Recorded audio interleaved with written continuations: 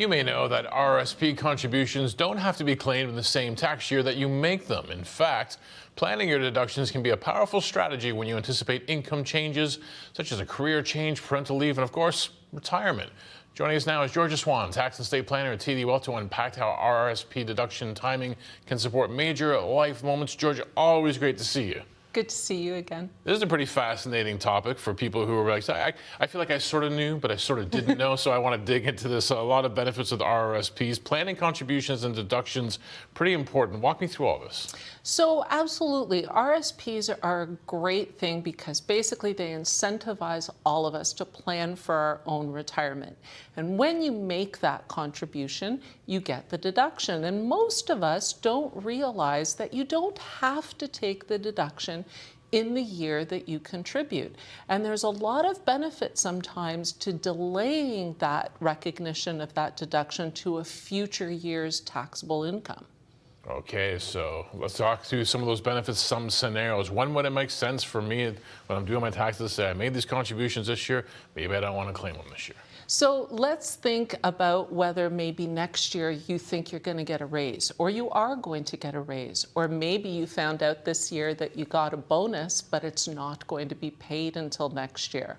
Or if you're a younger person and you're in an apprenticeship or training program, and once you become licensed, your income is going to go up. Those are some classic opportunities when you might want to defer the recognition of that deduction to that later year when you're going to be making more income.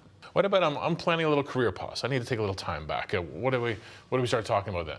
So again, if you're taking a career pause and you're not going to be making that much money in that year, but maybe you've got a little savings and can still make that contribution, that's another opportunity to basically defer that deduction until a future year.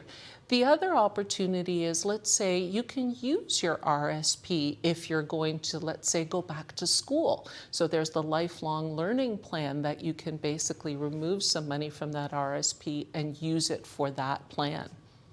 Let's talk about people who are either legally married, common law. You see that little thing, spousal RRSP all the time. I think some people don't fully understand that, even if maybe they are, in a committed relationship. What about the tax advantages here?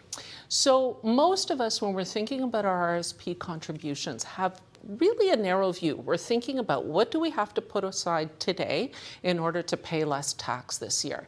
But what I want people to do, especially with spousal contributions, is take a step back and look at the lifetime of you and your spouse. So for example, let's say you have a spouse that's going to make a lower income than you, or let's say you have the benefit of a pension, but your spouse doesn't.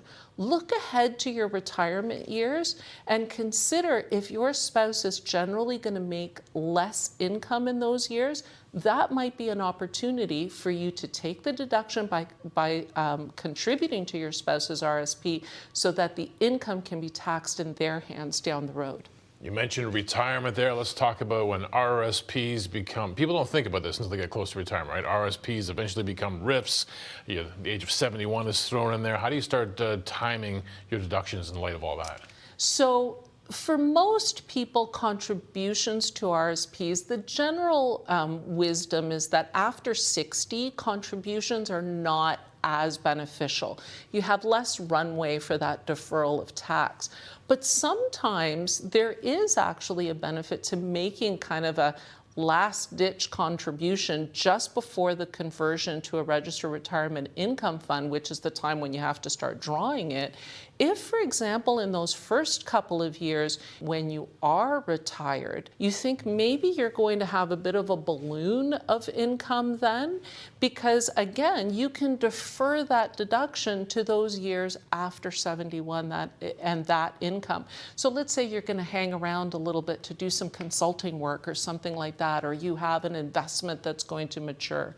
That might be an opportunity where, contrary to popular wisdom, you might want to make a contribution in those final years before it gets converted. Speaking to a financial advisor, investment advisor is really important because there is no one size fits all.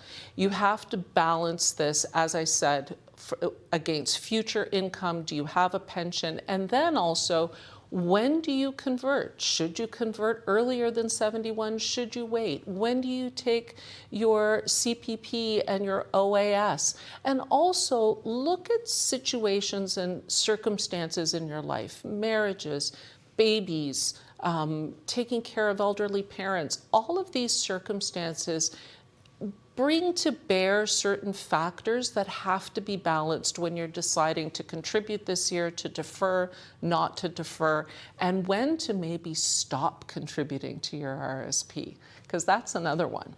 Life is a lot, isn't it, Georgia? I'm so glad that we have you here to help us walk us through these implications. Thank you.